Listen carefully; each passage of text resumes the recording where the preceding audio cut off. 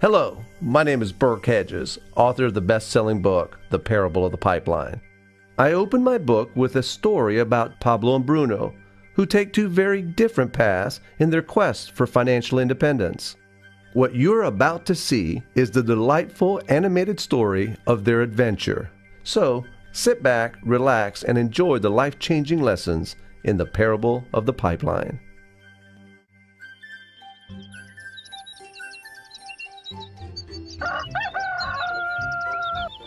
Far away, in a small village, near a beautiful valley, lived two friends, Pablo and Bruno. They were both young and dreamed of a better life for themselves. They'd often discuss their dreams about how they would become the most successful men in the village. They weren't afraid of hard work, and they searched for opportunities to help realize their goals and achieve their dreams. One day, an opportunity presented itself.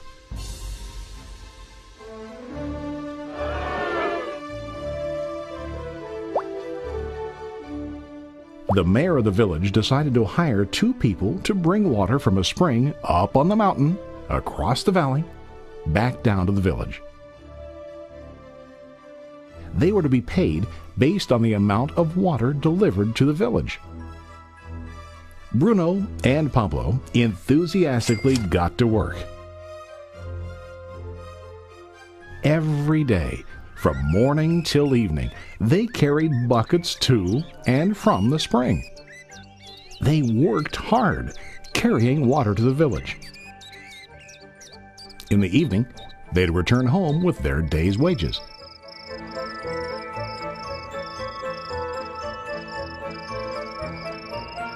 Bruno was satisfied with his work and the money he earned. He was sure that with this work he could achieve his dreams. Bruno thought that to increase his wages he could use bigger buckets to bring more water each trip.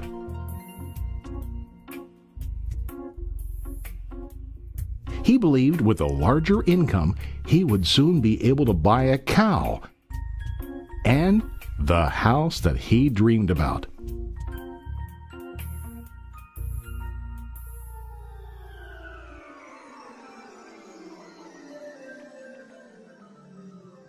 Now Pablo was not satisfied. At the end of the day, his back and hands ached and he was exhausted. He was looking for an easier way to earn more. One day an idea occurred to Pablo. He imagined building a pipeline to deliver the water from the mountain spring to the village. With this pipeline, he could get more water to the village without carrying buckets back and forth from the spring to the village. Soon, he got very excited about his idea and began to plan. Pablo, of course, shared his idea with his friend Bruno and asked him to join with him to work on and help build the pipeline. Bruno thought the idea was crazy. All Bruno could think about was what his money could buy today and how to get it quicker. He felt that building a pipeline would slow him down and delay him in achieving his goals. Instead, Bruno got bigger buckets and went more often back and forth fetching water. He was sure that with this method he could make more money. Pablo decided to build the pipeline on his own. He understood that it would not be easy to build, and it would take time to complete the pipeline. Pablo knew that it could take several years to finish, but he set his mind on his goal. Every day he worked and carried water like before. But on weekends and during his spare time, he worked hard to dig in the rocky soil and build his pipeline. In the first month, there was little to show for his work.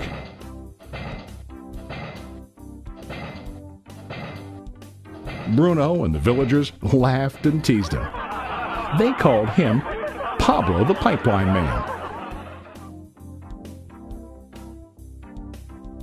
During this time, Bruno's income doubled.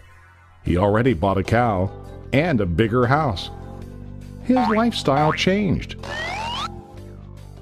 He now spent time after work in the bar, enjoying his hard-earned wages from delivering water.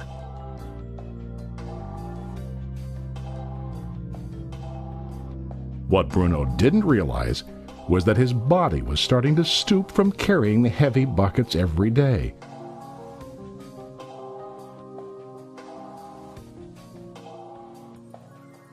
His face looked worn and his body tired. Soon, he began to carry less and less water due to the wear and tear on his body.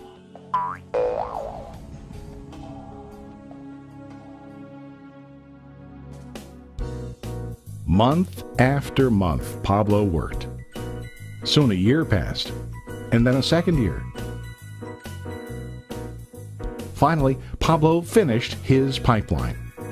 He now used his pipeline to deliver water to the village instead of carrying buckets. Pablo was now earning more money than ever before.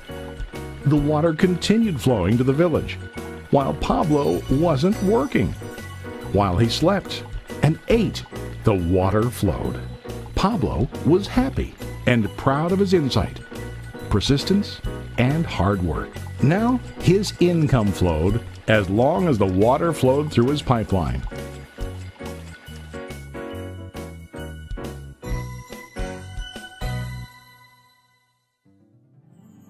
The story of Bruno and Pablo is a reflection of life. Their jobs symbolize what most people do to earn money. Bruno gets his money using buckets. He goes back and forth, carrying his buckets from the spring to the village in exchange for money. To increase his income, he either has to go more frequently to the spring or to use larger buckets. It's common in real life to increase our income by working harder. For example, working overtime or getting a second job. We also increase the size of our buckets by accepting a higher paying position, which often includes spending more time on the job. Most of us exchange time for money like Bruno. We know that every person has only 24 hours in the day and that it's not possible to use all our time to work. The most difficult time comes when we can no longer exchange time for money due to age, health, or other reasons. Then, our income stops. Now let's review what Pablo did. Very wisely, Pablo did not exchange all of his time for a limited income, but he used some of his time to build a pipeline. He knew that the pipeline would bring ongoing income as long as the water flowed. An ongoing income that multiplied the time he worked each day. Pablo knew that someday, maybe because of age or health, he would no longer be able to exchange his available time for money. Pablo knew that if he could make his idea of a pipeline work, then he only has to do the hard work of building the pipeline. After the pipeline was completed, Pablo was able to monitor and maintain the flow of water to ensure that his income will continue. Pablo has shown us that to earn an income, we don't always have to directly exchange time for money. There really are better ways. How about you? Are you still like Bruno, who directly exchanges time for money? Or do you want to be like Pablo, building and maintaining a pipeline for ongoing income? If you are interested in the idea of building your own pipeline, contact the person who lent you this presentation. You can start building your pipeline today.